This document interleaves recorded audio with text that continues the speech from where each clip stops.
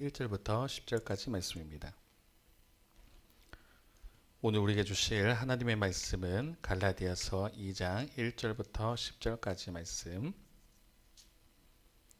갈라디아서 2장 1절부터 10절까지 말씀을 저와 여러분이 한 절씩 교독하신 이후에 마지막 2장 10절 말씀은 함께 읽겠습니다. 제가 먼저 갈라디아서 2장 1절 말씀 읽겠습니다. 14년 후에 내가 바나바와 함께 디도를 데리고 다시 예루살렘에 올라갔더니 계시를 따라 올라가 내가 이방 가운데에 전파하는 복음을 그들에게 제시하되 유력한 자들에게 사사로이 한 것은 내가 다름질하는 것이나 다름질한 것이 헛되이 되지 않게 하려 함이라. 그러다 나와 함께 있는 헬라인 디도까지도 억지로 할례를 받게 하지 아니하였으니 이는 가만히 들어온 거짓 형제들 때문이라. 그들이 가만히 들어온 것은 그리스도 예수 안에서 우리가 가진 자유를 엿보고 우리를 종으로 삼고자 함이로되 그들에게 우리가 한시도 복종하지 아니하였으니 이는 복음의 진리가 항상 너희 가운데 있게 하려 함이라. 유력하다는 이들 중에 본래 어떤 이들이든지 내게 상관이 없으며 하나님은 사람을 외모로 취하지 아니하시나니 저 유력한 이들은 내게 의무를 더하여 준 것이 없고 도리어 그들은 내가 무할례자에게 복음 전함을 맡은 것이 베드로가 할례자에게 맡음과 같은 것을 보았고 베드로에게 역사하사 그를 할례자의 사도로 삼으시니가 또한 내게 역사하사 나를 이방인의 사도로 삼으셨느니라. 또 기둥같이 여기는 야고보와 게바와 요한도 내게 주신 은혜를 알므로 나와 바나바에게 친교의 악수를 하였으니 우리는 이방인에게로 그들은 할례자에게로 가게 하려 함이라. 다만 우리에게 가난한 자들을 기억하도록 부탁하였으니 이것은 나도 본래부터 힘써 행하여 왔노라. 아멘. 오늘 말씀의 제목은 갈라디아서 강의 세 번째 시간입니다. 갈라디아서 강의 세 번째, 사람을 억압하는 할례주의, 프로크루스테스의 침대라는 제목으로 말씀 나누겠습니다. 우리 그 전에 함께 고백하고 말씀 듣습니다. 시작. 주님, 이 시간 말씀을 들을 때 귀로는 하나님의 음성을 민감하게 듣게 하여 주시고 머리로는 깨달은 지혜를 주시며 가슴에는 깨달은 말씀으로 성령의 불이 타오르게 하시고 눈으로는 하나님의 비전을 보게 하시며 손과 발은 하나님의 일하심에 동참하여 움직이게 하소서. 하나님의 소원을 이루어드리는 교회 되게 하소서. 입술로는 이것을 아멘 화답하는 인생 되게 하시고 코의 숨이 멈추는 그날까지 멈추지 않게 하소서. 우리 오룡영혼교회를 새롭게 하여 주소서. 거듭나게 하소서. 예수님의 이름으로 기도합니다. 아멘. 말씀 듣기 전에 드려진 예물이 있어서 제가 잠시 기도하고 말씀 듣겠습니다. 송영준 전사님 예물 드렸습니다. 하나님 감사합니다. 오늘 아침부터 계속 비가 오는 하루를 보내고 수예배 시간이 되어 예배를 드립니다. 주님, 우리가 많이 부족하고 연약하고 주님 앞에 서기 정말 부끄러운 모습이지만 우리가 마음을 다해서 주님 앞에 나아가기를 소망합니다. 이 자리가 주님 계심을 믿고 우리가 진정으로 주님께 예배하는 자들 되게 인도하여 주시며 또 우리가 함께 예배 드릴 때에 일하시는 주님을 보게 인도하여 주옵소서. 예물 드린 손길 있습니다. 예물이 주님 나라 확장에 쓰게 인도하여 주시고 또 예물 주님께서 친히 받아주셔서 하늘의 신령한 은혜와 땅의 길무진 곳으로 채워주시되 기도하고 소원하고 바라는 모든 것들이 다 이루어지는 놀라운 역사 일어나게 인도하시고 건강 붙들어 주시며 오룡영혼교회를 놓고 기도하는 것 있사오니 또한 그 모든 기도 응답이 상달되는 또 기도 응답이 이루어지는 놀라운 시간 될 수 있도록 역사하여 주시옵소서. 예, 말씀드릴 때도 큰 은혜 주시길 소망하며 예수님 이름으로 기도드렸습니다. 아멘. 할렐루야. 할렐루야. 네, 수요예배 오신 여러분들 진심으로 환영을 축복합니다. 갈라디아서 강해를 계속하고 있습니다. 그래서 몇 주까지 갈지는 잘 모르겠습니다만 지금 벌써 2장인데 6장으로 되어 있는 갈라디아서, 사실 성경 자체로는 그게 길지는 않습니다만 내용이 그렇게 쉽지만도 않아요. 하지만 또 그렇게 우리가 못 알아들을 정도로 어렵지는 않은데요. 다행인 것은 그래도 우리 갈라디아서를 나누면서 복음이 무엇인가 또 교리가 무엇인가를 좀 나눌 수 있는 것 같아서 참 귀한 시간입니다. 계속 갈라디아서 이제 나가게 될 때 사모하신 마음으로 함께 동참해 주시길 바랍니다. 오늘 제목을 사람을 억압하는 할례주의 프로크루스테스의 침대라고 했습니다. 프로크루스테스 발음 너무 어렵습니다. 제가 어제부터 계속 연습하고 있는데 어렵습니다.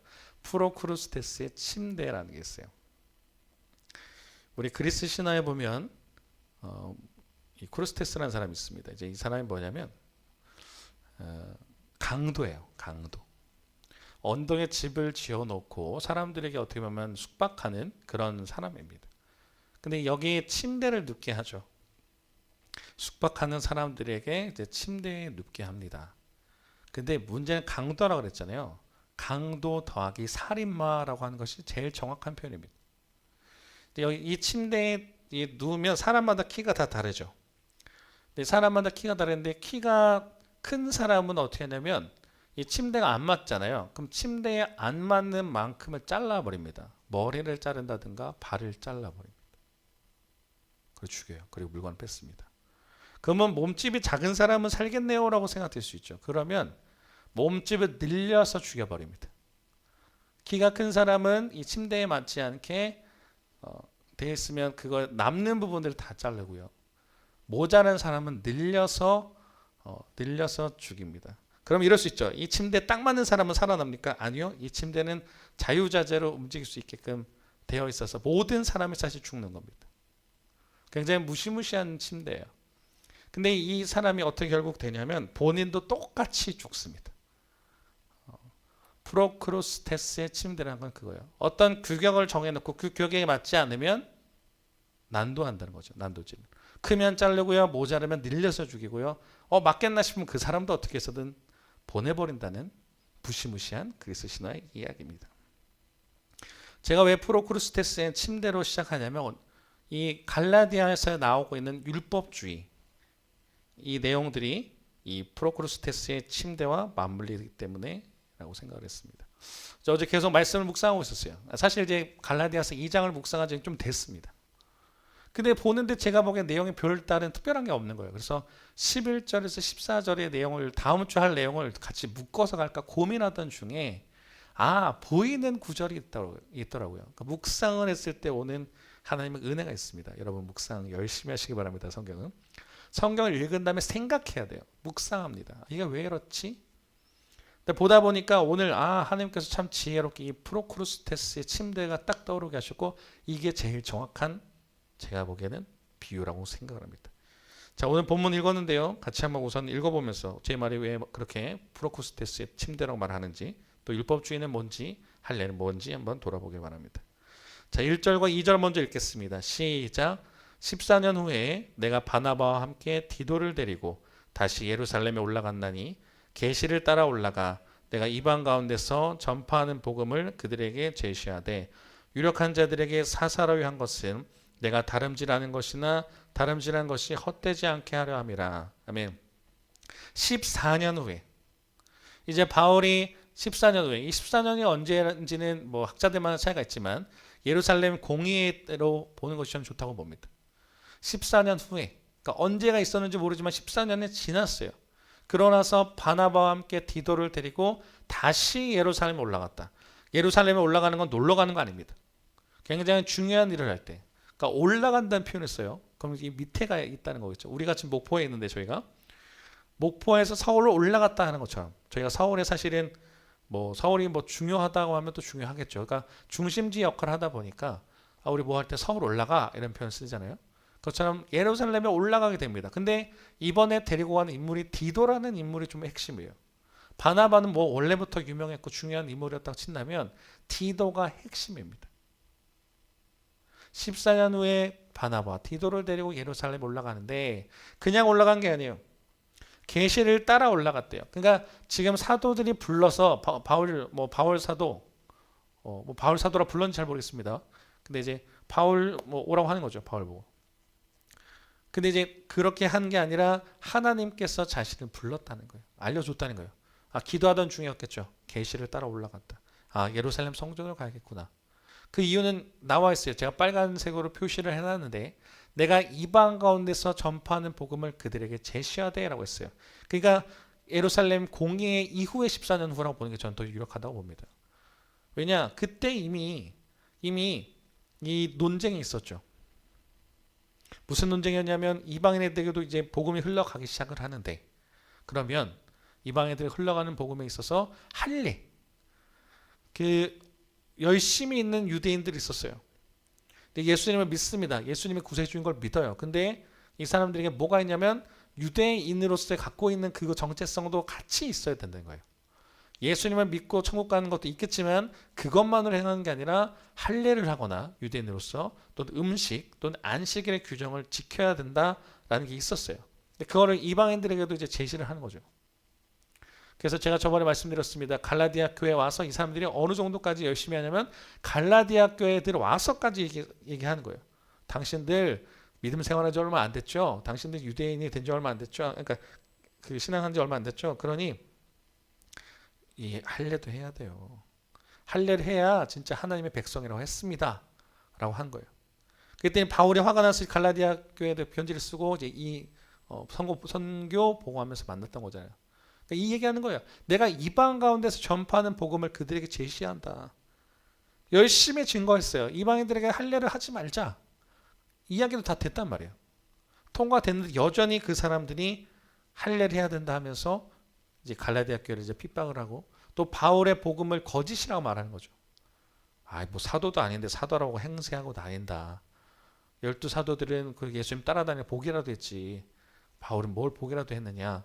그리고 바울 말하는 건 다 가짜다. 할례를 안 하는 것이 뭐가 맞아 하면서 현혹시키니까 이제 바울이 얘기하는 거죠. 내가 그 유력자들이라는 게 유명한 사람들 또는 이제 거기서 열심히 있는 사람들을 가리키는 거죠. 내가 다름질하는 것, 열심히 달려온 것, 그리고 나아가는 것이 헛되지 않게 하기 위해서 지금 예루살렘 성전에 간다는 거예요. 14년 동안 열심히 복음 선교를 했어요. 근데 지금 자기가 한 것이 거짓으로 부정당하게 생긴 거예요. 그리고 심지어 디도한테 할례를 요구하기 시작한 겁니다. 자, 3절과 4절 읽어볼게요. 3절과 4절 보겠습니다. 시작. 그러나 나와 함께 있는 헬라인 디도까지도 억지로 할례를 받게 하지 아니하였으니 이는 가만히 들어온 거짓 형제들 때문이라. 그들이 가만히 들어온 것은 그리스도 예수 안에서 우리가 가진 자유를 엿보고 우리를 종으로 삼고자 함이로되. 아멘. 그러니까 이제 디도는 헬라 사람입니다. 디도는 아예 헬라 사람이에요. 아예 이방인이었단 말이에요. 근데 그 사람은 이 디도한테까지도 할례를 하게 하려니 이제 바울이 화가 난 거죠. 근데 얘기하죠. 절대 억지로 할례를 시키지 않는다. 근데 4절에 보니까 이렇게 나와요. 가만히 들어온 거짓 형제들. 아까 말씀드린 그 사람들이에요. 할례를 해야 된다고 말하는 그 사람들한테 보니까 우리가 가진 자유를 엿보고 우리를 종으로 삼고자 함이로되. 자, 제가 아까 그 서두의 비유를 어떤 비유를 들었죠? 이름도 어려운 프로크루스테스의 침대. 지금 유대인들이 그렇게 하고 있다는 거예요.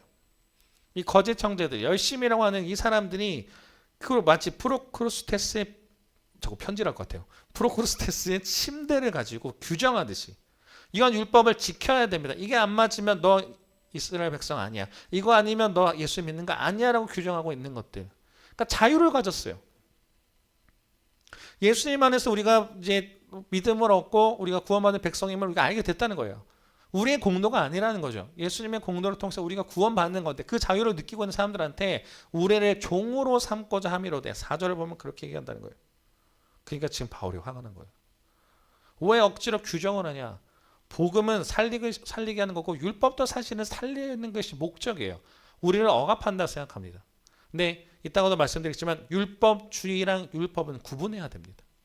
지금 율법주의자들이 와서 공격을 하는 거예요. 자, 디도라는 사람을 좀 살펴볼게요. 디도라는 사람은요, 우리가 알고 있는 디도서의 저자입니다. 신약에 나오는 그죠? 디도에 대한 이야기가 나와요. 그리고 디도는 나중에 감독이 됩니다. 그리고 디도를 통해서 바울이 이제 장로를 세우기도 하고 뭐 그렇게 하죠. 네, 그렇게 만듭니다. 근데 이방인이었어요. 이방인들. 근데 이방인에게 지금 디도에게도 지금 바울과 함께 다니기 시작하니까 이야기하는 거죠. 아니 지금 당신과 함께 복음을 전하는 건 좋은데 이방인이 할례를 해야 되는 거 아닙니까? 라고 이야기를 하고 있는 거예요. 근데 바울이 얘기하는 거죠. 아니다. 지금 디도가 할례를 하지 않았다고 해서 복음을 모르는 것도 아니에요. 누구보다 더 열심히 증거하고 있던 사람이었습니다. 근데 그런 사람에게 억지로 그 규정을 짓는다는 게 말이 되느냐라고 지금 바울은 이야기하고 있는 거예요. 그죠? 그러니까 지금 바울이 답답하다. 왜 지금 그걸로 규정을 하고 억압시키느냐라고 말을 하고 있습니다. 그리고 제가 한 가지 정정드린 게 디도서의 저자는 디도가 아니라 바울입니다. 순간적으로 제가 헷갈려서 말씀드렸어요. 디도에게 쓴 편지인 거죠. 거기에 주인공으로 나오는 게 디도예요. 디도서는 디도가 쓴 게 아니라 바울이 쓴 편지인데 주인공이 디도예요. 이거는 맞습니다. 자, 아무튼 이 디도와 함께 다녔어요. 이 디도에게 이제 얘기를 하는 거예요. 디도와 함께 다니는 이제 사람들이 공격을 하니까 자유를 줘라 얘기했잖아요. 그러면서 5절을 보니까 이렇게 얘기합니다. 자, 5절과 6절 읽어볼게요. 시작. 그들에게 우리가 한시도 복종하지 아니하였으니 이는 복음의 진리가 항상 너희 가운데 있게 하려함이라. 유력하다는 이들 중에 본래 어떤 이들이든지 내게 상관이 없으며 하나님은 사람을 외모로 취하지 아니하시나니 저 유력한 이들은 내게 의무를 더하여 준 것이었고. 아멘. 이제 여기에서는 이제 유대인들 중에서 여러 가지 부류가 있습니다. 아까 말씀드린 할례주의자들, 또한 이제 예루살렘 성전에 있는 유력자들이 아마 베드로, 야고보, 요한 이런 사람 사도들을 가리키는 것 같아요. 그러니까 이제 얘기하죠. 5절에 디도에게도 계속 할례를 하다가 아마 종용했을 겁니다. 너도 이제 예수님 제자로 삶을 살려면 할례를 해야 된다. 근데 바울이 어떻게 해요? 한시도 복종하지 않았다. 절대 복종하지 않는다는 거예요. 왜? 그리스도의 은혜를 통해서 지금 은혜를 누렸고 예수님 믿게 된 거잖아요. 할례 행위를 하는 것이 뭐 그렇게 큰 의미가 아니라는 거죠. 복음의 진리가 항상 너희 가운데 있게 함이라 말씀드렸잖아요. 진리가 있는 상태인데 굳이 그걸 할례로 억압할 필요는 없다는 거예요. 자, 근데 여기서 6절에 대해서 얘기하는 게 유력하던 이들 중에 이제 나는 뭐 유력하고 뭐 유명하고 안 하고는 상관이 없는데 특히나 하나님은 사람을 외모로 취하지 아니하시나니 사무엘상에 나온 내용이었어요. 이제 다윗 왕에게 기름 붓기 전에 이제 그 후보들이 있었죠. 이새의 아들 후보가 있었잖아요. 첫째 아들을 봤을 때 사무엘 선지자가 딱 봤을 때 너무 마음에 드니까 용모도 좋고 그러니까 얘기하신 거죠. 사람은 외모를 보거니와 나 하나님은 중심을 보신다. 근데 이 이야기를 누가 또 얘기하냐면 베드로가 언급을 합니다. 자, 사도행전 10장 34절에 35절 읽어볼게요. 시작. 베드로가 입을 열어 말하되 내가 참으로 하나님은 사람의 외모를 보지 아니하시고 각 나라 중 하나님을 경외하며 의를 행하는 사람은 다 받으시는 줄 깨달았도다. 아멘. 그러니까 이제 이때가 언제냐면 고넬료, 이방인 고넬료를 통해서 복음이 흘러 들어가는 것을 본 이후에 이제 고넬료 집에서 하는 말입니다. 베드로가. 고넬료 영접하죠. 엎드려서 마치 신을 맞이하는 것처럼 하니까 얘기합니다. 일어나라 나도 사람이라. 베드로는요 참 재밌어요. 캐릭터가. 참 멋있다가 실수했다가 멋있다가 실수했다가 계속 반복을 하게 되는데 아마 다음 주는 베드로가 바울한테 호되게 혼나는 내용이 나옵니다만 이때는 멋있었어요. 고넬료 앞에서는 되게 멋있어요. 하나님의 영광을 가리지 않았다는 거예요. 그러고 나서 한 이야기가 이겁니다. 하나님은 진짜 사람의 외모를 보지 아니하시는구나. 그러니까 이 당시 때만 해도 이방인들에게는 복음이 흘러가지 않을 거라고 하고 있던 생각에서 이제 고넬료를 통해서 이방인에게도 하나님이 복음을 흘러가게 하시는 걸 보면서 이야기했던 거예요. 하나님은 사람의 외모를 보지 아니하시는구나. 거기에 더하기 이 이야기예요. 각 나라 중 하나님을 경외하며 의를 행하는 사람은 다 받으시는 줄 깨달았도다. 이 얘기 뭐예요? 유대인들뿐만 아니라 이방인에게도 확실히 어느 나라들이라는 거예요. 이스라엘 백성들만 복음을 들을 수 있는 게 아니고 구원받을 수 있는 게 아니라 각 나라 중 하나님을 경외하며 의를 행하는 사람 누구든지 다 하나님께서 받아주신다고 한다는 거예요. 베드로가 지금 이 말을 했어요. 근데 지금 바울이 이걸 언급을 하는 거죠. 아까 6절에 그죠? 하나님은 사람을 외모로 취하지 아니하시나니. 근데 또 중요한 게 뭐냐면 이 유명하다는 사람들 저 유력한 이들은 내게 의무를 더해 준 것이 없다는 거예요. 그러니까 사도로서 이제 사도들이 얘기하는 거예요. 바울 사도 이방 선교할 때 당신 할례를 어떻게 하라 하십시오. 그런 거를 규제하지 않았다는 거예요. 근데 오히려 다른 사람들이 나서서 지금 이렇게 한다는 거죠. 그러면서 7절에 보니까 또 더 확실하게 됩니다. 7절, 8절 한번 읽어볼게요. 시작. 도리어 그들은 내가 무할례자에게 복음 전함을 맡은 것이 베드로가 할례자에게 맡음과 같은 것을 보았고 베드로에게 역사하사 그를 할례자의 사도로 삼으시니가 또한 내게 역사하사 나를 이방인의 사도로 삼으셨느니라. 아멘. 그러니까 이제 이 이야기는 뭐냐면 이 베드로는요 유대인의 수장 중에 하나입니다. 예루살렘을 대표하고 있는 수장은 야고보고요. 그다음에 베드로도 누구나 다 알듯이 예수님의 수제자입니다. 그러니까 권위 있는 제자였다는 거죠.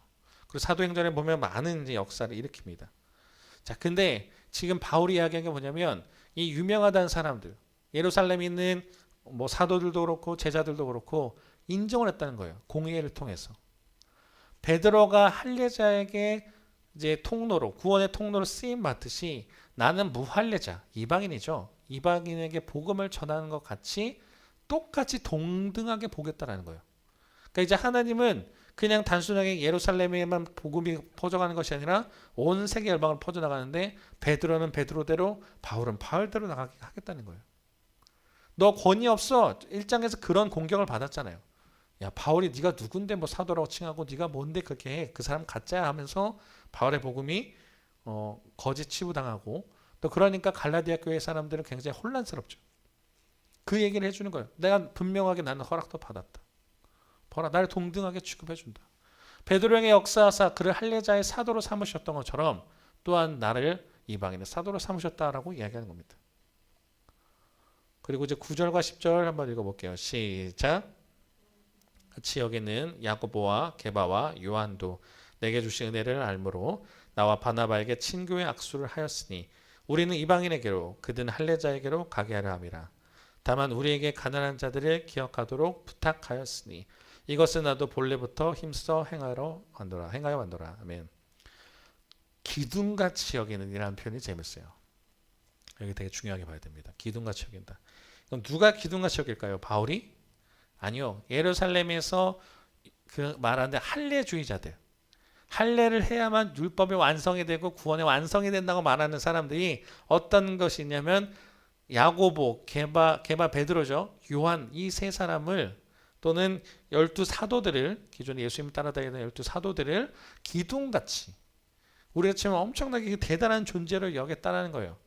니네가 그렇게 여기는 사람들도 내게 은혜 주신 내게 그렇게 했다는 거예요. 친교의 악수를 했다. 동등하게 여겨줬다는 거예요. 아 당신 이방인의 사도로 불렀네요. 당신 이방인에 가고 우리는 유대인들에게 복음을 전하겠습니다라는 거예요. 근데 이제 10절은 뭐 구제 행위인데 이거는 뭐 크게 눈여겨보지 않아도 좋습니다. 어차피 이때는 다 구제를 했기 때문입니다. 자, 그러면 오늘의 이 10절 1절부터 10절까지 보면서 뭘 그럼 봐야 될까 한번 살펴봐야 되는 거예요. 제가 서두에 그런 얘기를 드렸습니다. 많은 사람들이 교회에 신앙생활하면서 갖고 있는 이 조금만 더 신앙생활을 오래 하다 보면 나오는 증상인데요. 프로크로스테스의 침대 역할을 많이 합니다. 내가 너보다 교회 오래 다녔어. 그럼 어떻게 하는 줄 아세요? 그러면 새신자들이 뭐 할 때 집사님 일로 와봐. 그렇게 하는 거 아니에요. 하면서 어떤 거를 규정하면서 이렇게 해야 된다고 종용해요. 또는 이게 맞지 않는다고 해서 정죄합니다. 그죠? 제가 저번에 주도 얘기 드렸던 것 같아요. 새벽기도 안 나온다고 정죄를 합니다. 물론 새벽기도 나와야겠죠. 직분자라면 새벽기도 나와야 될 수 있어. 돼야 뭐 그 교회마다 차이가 있겠습니다만 나와야 됩니다. 왜냐하면 그 믿음의 신앙으로 보기 때문이에요. 근데 우리가 한번 생각해 보라는 거죠. 새벽기도가 직분자여서만 나오나요? 수요 예배가 직분자여서 나와야 되나요? 하나님은 사랑해서 예배자니까 나오는 거예요. 물론 교회 훈련 프로그램으로 그거를 합니다. 그게 틀렸다는 게 아니에요. 근데 우리가 언제부턴가 율법주의자들이 된다 그랬어요. 율법은 뭐예요? 법이에요. 지켜야 된다는 거예요. 뭐 너는 나 외에는 다른 신을 내게 있게 말지니라 하면서 10계명으로 나왔던 법이 나중에 613개로 어떤 것은 해라, 어떤 것은 하지 마라라는 율법으로 정해져요. 근데 그것이 원래 십계명의 본래 의도는 뭐예요? 우리를 억압하기 위해서 만드신 것이 아니라 사람을 살리기 위해서 만드셨는데 그걸 가지고 어떻게 하냐면 사람을 정죄하는 도구로 쓴다는 거예요. 보고 얘 11조 안 했네. 얘 감사한 거만 하네. 새벽기도 빠졌어. 판단하는 근거, 정죄하는 근거를 한다고요. 프로코스테스의 침대. 기네, 머리 다리 잘라버려. 짧네, 늘려서 죽여버려요. 율법이라는 것이 사람을 살리는 본래 도구로 만들었는데 율법주의자들이 이렇게 됐다는 거예요. 근데 이 우리 한국교회도 마찬가지예요. 이 갈라디아서 우리가 다시 왜 읽어야 됐다 했을 때 그 생각이 들었냐면 지금 우리에게 갖고 있는 상황과 똑같아요. 지금 이게 우리가 이 사람들 보면서 아유 무슨 할례 갖고 저렇게 집착해 하는지 모르겠지만 우리로 바꿔보면 똑같아요. 신앙생활하면서 많은 거로 정말 정죄합니다. 너 성경 몇 번 읽었어? 너 11조 얼마만큼 해? 너 교회 봉사 왜 안 해? 다 난도질하는 거예요. 그러니까 지금 바울이 화가 난 이유는 율법을 부정하는 게 아닙니다. 이게 갈라디아서 보면서 오해하신 분들이 있어요. 그리고 바울의 신학을 보면서 오해하신 분들이 이신칭이 얘기하니까 그러니까 하나님이 의롭게 여겨줘서 믿음으로 됐다니까 아무것도 하지 말라고 오해하신 분들이 아니에요. 그거 아닙니다. 아무것도 하지 말라는 게 아니에요. 우리의 공로가 아니라는 거죠. 우리가 믿음으로 구원을 받았지만 성화를 이뤄감에 있어서 하나님께 거룩함을 이뤄나간 것에서 우리 행동해야 되는 것이 있는 거고 근데 이게 할례를 해야 되고 뭐 직분자로서 새벽기도 나와야만 구원받고 이런 건 아니라는 거죠. 억압하기 시작해요. 디도 믿음 생활 잘하고 있는 디도를 억압해요. 너 할례 받아야 돼. 계속 이제 했겠죠. 되게 젊은 청년이었습니다. 디도는. 계속 핍박하는 거예요. 할례 해야 돼. 너 할례 해야 돼. 그러니까 바울이 얘기하는 거야. 절대 나는 시키지 않는다. 물론 디도가 믿음으로 자기가 내가 할례를 받고 싶다고 말리지는 않을 거예요. 근데 내가 굴복당해서 저들이 갖고 있는 율법주의에 굴복당해서 내가 절대 그런 일이 없겠다 얘기하는 거예요. 왜? 진짜 이 복음이라는 것은 나를 사랑하셔서 살려주신 그 하나님의 사랑을 통해서 변화된 거잖아요. 죽을 수밖에 없는 우리를 예수 그리스도께서 살려주셨다고요. 그분의 공로로 인해서. 처참할 정도로 비참할 정도로 얼마나 억울할까. 그 침묵하시면서 죽기까지 우리 사랑하신 주님의 그 십자가의 사랑이 우리를 살리는 복음이 되는데 그걸 가지고도 충분한데 계속 뭔가를 억압하는 도구. 자유하게 사는 게 아니라 억압하는 도구로 사람을 정죄하게 만든다는 거예요. 프로크로스테스의 침대. 끝날 때쯤에 완벽하게 되시길 바랍니다. 우리가 그렇게 신앙생활 한다는 겁니다. 근데 우리가 말씀드렸죠. 율법은 우리가 지켜야 되고 알아야 되는 거예요. 그건 교회를 세워나간 덕이 됩니다. 근데 율법주의로 사람을 죽이는 건 안 된다는 거예요. 율법은 살리는 게 정신이에요. 근데 율법주의는 죽이려고 하는 행동이 있습니다. 정죄하려고 한다는 거예요. 근데 갈라디아서 2장 20절 다음 주에 보겠지만 오늘도 한번 읽어야 됩니다. 이거 한번 읽어봅시다. 시작. 내가 그리스도와 함께 십자가에 못 박혔나니 그런즉 이제는 내가 사는 것이 아니요 오직 내 안에 그리스도께서 사시는 것이라. 이제 내가 육체 가운데 사는 것은 나를 사랑하사 나를 위하여 자기 자신을 버리신 하나님의 아들을 믿는 믿음 안에서 사는 것이라. 그다음에 그리스도께서 내가 그리스도와 함께 십자가에 못 박혔대요. 나만 죽은 게 예수님만 죽은 게 아니에요. 십자가는요 예수님만 죽는 게 아니라 나도 같이 죽는 거예요. 믿음으로 죽는 겁니다. 내 자아가 없어지고 내가 사라질 때 그때 내가 비워진 자리 예수님으로 채워지는 거잖아요. 성령님으로 채워진 거예요. 그게 우리 십자가에 못 박히는 걸 하는데 중요한 구절이 여기서 있다는 거예요. 나를 사랑하사 나를 위하여 자기 자신을 버리신. 우리가 이 구절을 너무 동떨어지게 그리스도의 복음으로만 생각해서 구절을 읽는데 제가 갈라디아서 보면서 오늘 확신을 얻었어요. 아, 이게 여기 있는 이유가 있구나. 나를 사랑하셔서 나를 위한 그 복음이라는 거예요. 바울은 그 얘기를 하고 있어요. 끊임없이. 하나님은 나를 사랑해서 자유롭게 하시기 위해서 사랑을 주셨다. 근데 니네는 왜 자꾸 억압하는 거예요? 교회라고 하는 것이 하나님의 사랑을 받은 사람들이라고 말을 하면서 우리는 왜 자꾸 다른 사람을 정죄하는 도구로 율법을 들이댈까요? 새 신자가 오면요 이렇게 해야 된다 저렇게 해야 된다 계속 만들어가면서 교회가 언제부턴가 너무 교리적 또는 도구적으로만 남아버렸어요. 때로는 너무 숨이 안 쉬어지는 이 당시에 613개의 율법을 다 지켜야 되는 것처럼 다 지키지도 못하지만 사람들이 그렇게 만들어 간다는 거죠. 근데 바울은 얘기하는 거예요. 다음 주에 그렇다고 해서 그러면 율법 할례주의자들이 다 율법을 지키냐? 못 지킵니다. 다음 주에 베드로가 실수한 내용이 나와요. 엄청 책망받습니다. 너 위선자야 하면서. 다음 주에 제목 위선이에요. 다 지키느냐? 그러면 기존 신자들 같은 경우 다 지키느냐 믿음을? 아니라는 거죠. 그런데 자꾸 다른 사람을 정죄하고 억압하는 도구. 기존 신자들만 그런 게 아닙니다. 우리 모두가 다 이런 모습이 있어요. 근데 우리가 생각해 보자는 거죠. 복음이란 것은요, 사랑을 통해서 받은 거예요. 살리기 위한 것입니다. 언제부턴가 근데 이건 이렇게 해야 돼, 저건 저렇게 하는 걸로 난도질하고 있지 않은지 생각해 보시면서 갈라디아서는 왜 이 이야기를 하고 있냐? 사람 살리는 복음이 더 먼저라는 거예요. 율법주의의 함정에 빠지지 말고, 율법은 필요하다고 그랬습니다. 율법을 가지고 우리가 율법도 사람을 살리기 위해서 만들었으니까 율법을 사람을 살리는 것으로만 쓸 때 우리가 그리스도의 받은 복음을 통해서만 나가야 된다고 바울은 이야기하는 거예요. 우리 신앙을 점검해 볼 수 있길 바랍니다. 혹시 나의 모습이 이 프로크루스테스의 침대처럼 어떤 규정을 정해놓고 다 난도질하고 있지는 않은지 보시면서 혹시 내가 그런 모습이라면 회개하시길 바라고, 저도 마찬가지입니다. 혹시나 이제 내가 이 복음을 놓쳤다면, 율법적 신앙만 알았다면 이젠 분명히 압시다. 나를 사랑하셔서 나를 위하여 자기 자신을 버리신, 왜 갈라디아서에서 이 말씀은 굉장히 중요하다고 할까요? 사랑이에요. 율법이 아니라 사랑이에요. 우리가 은혜라는 말로 쓰지만 다른 말로 하면 사랑이에요. 하나님의 사랑, 예수님의 사랑이에요. 그 사랑을 느끼는 자가 자유롭게 살 수 있다는 거예요. 근데 그걸 모르니까 사랑이 없으니까 난도질해요. 사랑이 없으니까 정죄만 하는 거예요. 근데 저 사람을 살리기 위한 권면의 말이 진짜 우리가 사랑인지 아닌지는 돌아봐야 됩니다.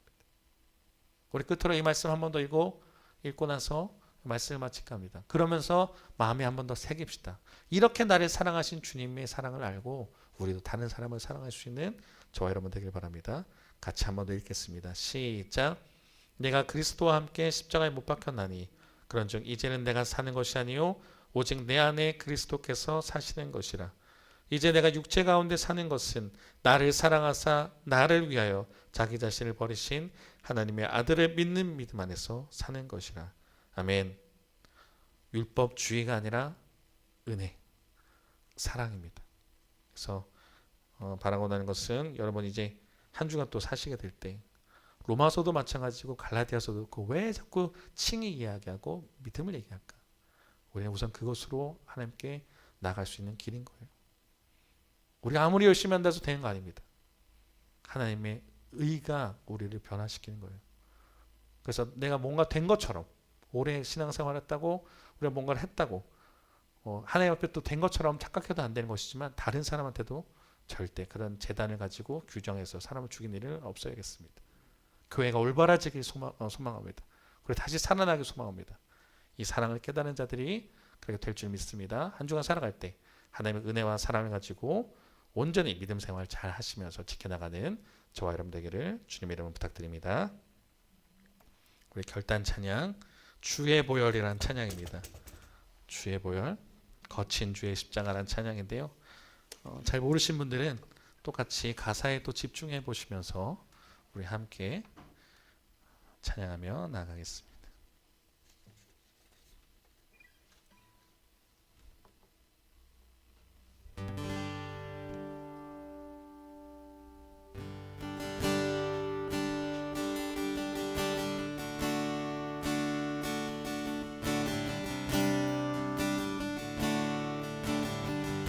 거친 주의 십자가, 거친 주의 십자가, 흐르는 보혈,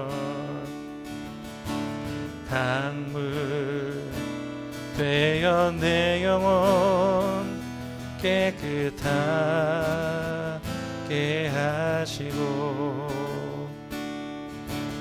하늘과 땅을 이으신 주님의 보혈 내 평생의 자랑은 주의 십자가로다 주의 보혈 흐르는데 믿고 뛰어나가 주의 은혜 내가 입어 깨끗하게 되었네. 주의 보혈 주의 보혈 흐르는데 믿고 뛰어나가 주의 은혜 내가 입어 깨끗하게 되었네. 거친 주의 십자가 거친 주의 십자가 흐르는 보혈 강물 되어 내 영혼 깨끗하게 하시고 하늘과 땅을 이으신 주님의 보혈 내 평생의 자랑은 주의 십자가로다 주의 보혈 흐르는데 믿고 뛰어나가 주의 은혜 내가 입어 깨끗하게 돼 주의 보혈이었네. 주의 보혈 흐르는데 믿고 뛰어나가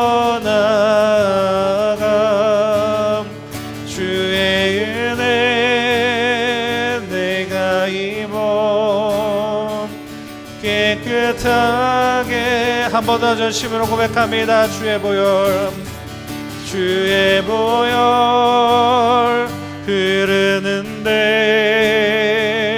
믿고 뛰어나가 주의 은혜 내가 입어 깨끗하게 되었네.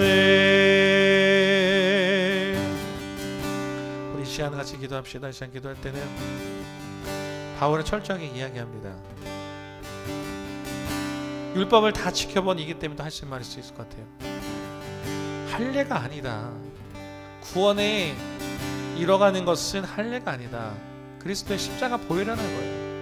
물론 율법이 중요합니다. 근데 율법주의가 돼서 다른 사람들 난도질하는 것은 교회에 덕이 되지 않는다고 지금 바울은 이야기하는 거예요. 그래서 다시 예루살렘 성전에 올라가서 제자들을 만나고 합의를 본 거예요. 이방인은 이방인대로, 유대인은 유대인대로 가자. 그리고 합의가 도출돼서 결론이 이렇게 됐습니다. 근데 많은 사람들이 디도가 할례를 받으라 하는 것처럼 우리 교회들은요, 우리 율법주의를 가지고 많은 사람들을 정죄할 때가 많습니다. 사람을 살리기 위한 권위니까, 아니면 우리가 정말 누군가에게 우월하다는 생각으로 또 이렇게 해야 된다는 율법을 가지고 있는 것일까?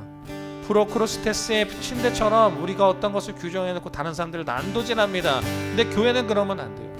사랑을 받은 자들답게 사랑으로 나눠줘야 되는데 우리 언제부턴가 새벽기도 나오지 않는다고, 또는 어떤 것을 하지 않는다고 정죄하는 모습을 많이 보게 됩니다. 그 순간 많은 사람들이 실족해서 떠나는 모습이 나와요. 갈라디아서는 그것을 지적하고 있는 거예요. 디도를 봐라. 할례 받지 않아도 잘하고 있다. 우리의 모습을 돌아봅시다.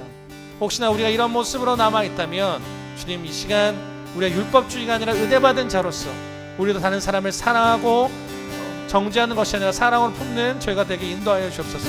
갈라디아서를 통해서 복음을 알려주신 주님, 우리가 다른 사람을 살리는 것으로서 율법을 사용해야 될 텐데 율법주의자가 되지 않고 하나님의 복음을 아는 증거자의 삶을 통해서 우리가 다른 사람들 살려나가는 복음의 평화 교회인들이 될 수 있도록 깨달아 이 시간 주님 이름으로 주같이 통성으로 기도하겠습니다.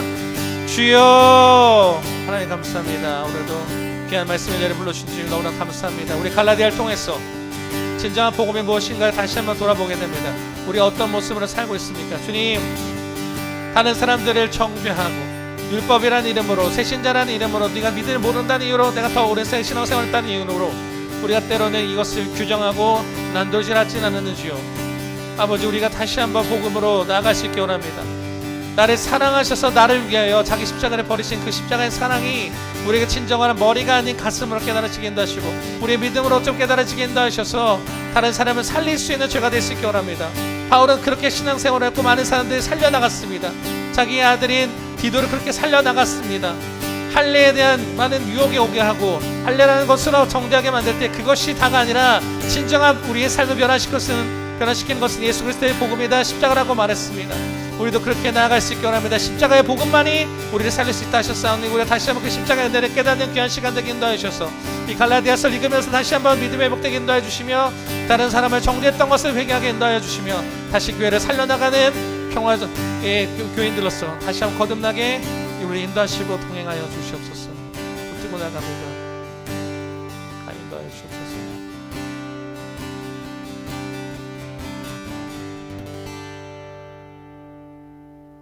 하나님 감사합니다. 갈라디아서를 통해서 우리에게 복음을 들려주신 주님 감사합니다. 바울이 누구보다도 율법적인 것을 해봤던 사람으로서 하나님의 사랑을 깨달은 다음에 물론 율법을 거부하거나 율법을 정죄하거나 율법을 인정하지 않은 폐하기 위한 것이 아닌 율법주의자들이 갖고 있는 율법의 본래 정신, 사람을 살리려고 하는 것이 아니라 사람을 죽이라는 태도를 보면서 그것을 분노하고 반대했듯이 아버지, 우리도 교회의 모습을 보다 보면 우리가 믿음으로 은혜를 받았다 하면서 사실은 우리 또한 율법주의를 가지고 많은 사람들을 난도질하고 정죄하고 배척할 때가 많음을 고백합니다. 주님, 우리를 긍휼히 여겨주셔서 혹시 우리가 그런 모습이었다면 진정한 우리가 다시 복음을 깨닫게 인도하여 주시고 은혜를 알게 인도하여 주셔서 우리가 믿음 생활할 때 덕으로 세워나가는 교회인의 모습이 될 수 있도록 인도하여 주시옵시고 은혜를 받았으니 은혜로 나눠줄 수 있는 저희들 되게 인도하시옵소서. 물론 때로는 치료하는 부분에서 우리가 그런 것도 필요하겠지만 우리 그 안에 사랑이 있는지를 점검하게 인도하셔서 율법도 사랑이고 은혜도 사랑이라 했습니다. 진정한 사랑을 깨달을 수 있는 저희가 되게 인도하시옵시고 갈라디아서를 온전히 다 끝냈을 때에 아니 지금 시점부터 온전히 하나님의 사랑대로 살아가는 저희들 될 수 있도록 하나님 역사해 주시옵소서. 감사합니다. 예수님 이름으로 기도드렸습니다. 아멘. 네, 교회 소식입니다.